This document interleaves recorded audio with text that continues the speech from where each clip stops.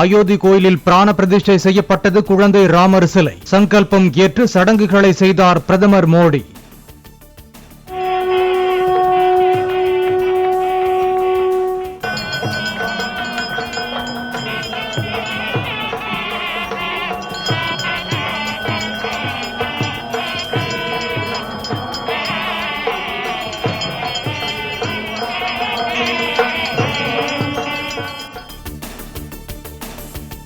வேத மந்திரங்கள் முழங்க வில்லேந்திய குழந்தை ராமரின் காலடியில் தாமரை மலரை சமர்ப்பித்தார் பிரதமர் மோடி.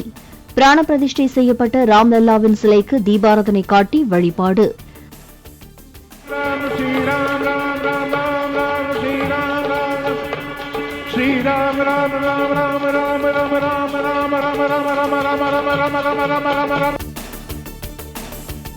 பிராண பிரதிஷ்டை செய்யப்பட்டதும் ராமர் ஆலயம் மீது மலர் மாறி பொழிந்த ஹெலிகாப்டர். ஆலய வளாகத்தில் திரண்டிருந்தவர்கள் ஜெய் ஸ்ரீராம் என முழக்கம்.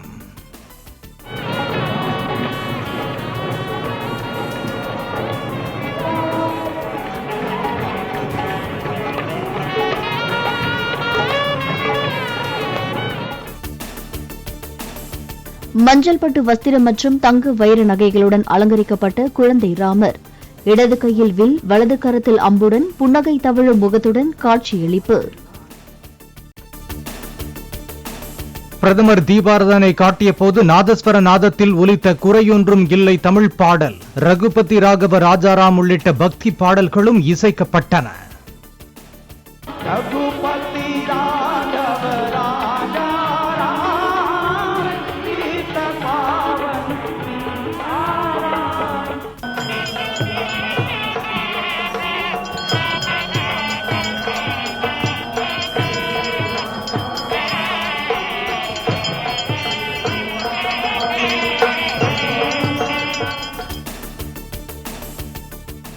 பால் அருந்தி 11 நாள் விரதத்தை நிறைவு செய்தார் பிரதமர் மோடி.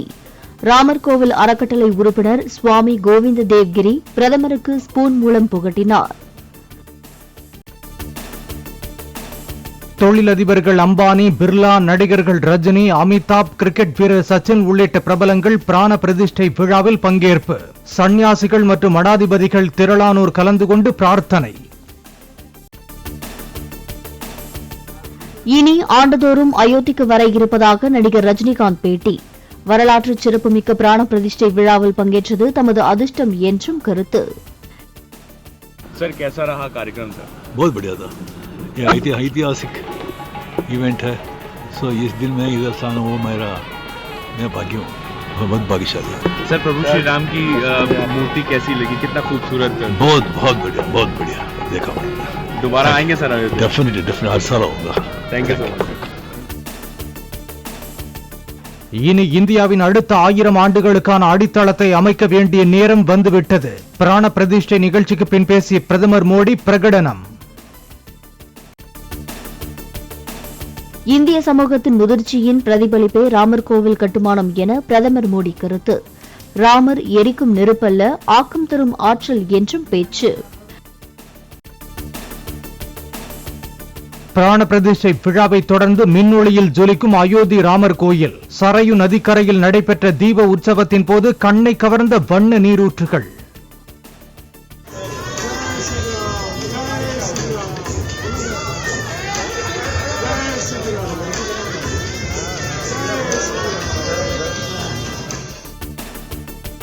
பிராண பிரதிஷ்டை விழாவையொட்டி நியூஜெர்சியில் உள்ள ஓம் ஸ்ரீ சாய் பாலாஜி கோவிலில் அமெரிக்க வாழ் இந்தியர்கள் வழிபாடு. மாசாசூட்ஸ் மாகாணத்தில் உள்ள ஸ்ரீ ராதாகிருஷ்ணர் கோவிலில் நடைபெற்ற ராம பஜனை நிகழ்ச்சியிலும் பலர் பங்கேற்பு. நியூயார்க்கின் பிரபல டைம் சதுக்கத்தில் ஒளிரும் ராமர். அயோத்தி ராமர் கோவில் பிராண பிரதிஷ்டையை ஒட்டி இனிப்புகள் வழங்கி பக்தர்கள் கொண்டாட்டம். வாய்மொழி உத்தரவை ஏற்று அதிகாரிகள் செயல்படக்கூடாது. அயோத்தி விழாவை நேரலை செய்ய தமிழக கோவில்களில் அனுமதி மறுக்கப்பட்டதாக தொடுக்கப்பட்ட வழக்கில் உச்சநீதிமன்றம் கருத்து.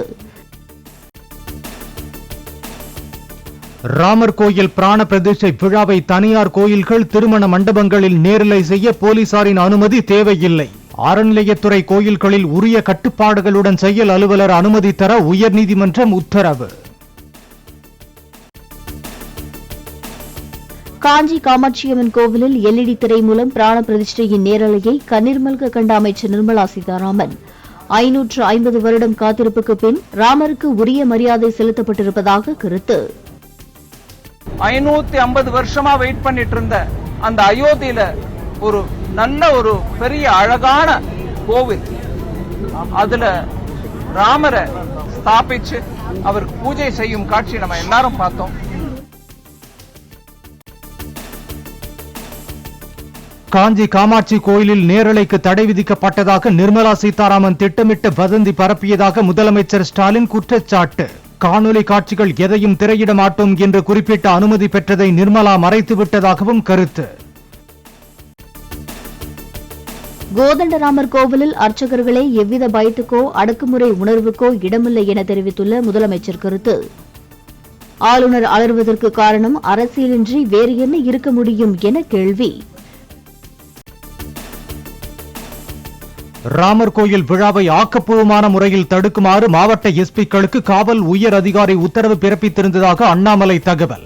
வெளியில் யாருக்கும் எந்த பாதிப்பும் இல்லாத போது கோயிலுக்குள் நடக்கும் நிகழ்வுகளை தடுக்க முயல்வது ஏன் என கேள்வி. திமுக அரசு மேற்கொள்ளும் சிறுபான்மையினரை திருப்திப்படுத்தும் அரசியலை சிறுபான்மையினரை விரும்பவில்லை என அண்ணாமலை விமர்சனம். இந்து ஒருவர் ஆட்சேபனை தெரிவிப்பதற்காக கிறிஸ்துவர்கள் அல்லது இஸ்லாமியர்களின் நிகழ்வுகளை நிறுத்த முடியுமா என்றும் கேள்வி. அண்ணாமலையின் எண்மண் எண்மக்கள் நடைபயணத்தின் நிறைவு விழாவில் பங்கேற்க பிரதமர் மோடி தமிழகம் வர உள்ளதாக தகவல். பிப்ரவரி 2வது வாரத்தில் சென்னை புறநகர் பகுதியில் நடைபெறவுள்ள நிகழ்ச்சியில் பங்கேற்க வாய்ப்பு. அதிமுக சார்பில் தொகுதி பங்கீடு குறித்து பேச்சுவார்த்தை நடத்த 5 பேர் கொண்ட குழு அமைத்து எடப்பாடி பழனிசாமி உத்தரவு. தேர்தல் அறிக்கை தயாரிப்பு, பிரச்சாரம் மற்றும் விளம்பரங்கள் மேற்கொள்ள தலா 10 பேர் கொண்ட 3 தனித்தனி குழுக்கள் அமைப்பு.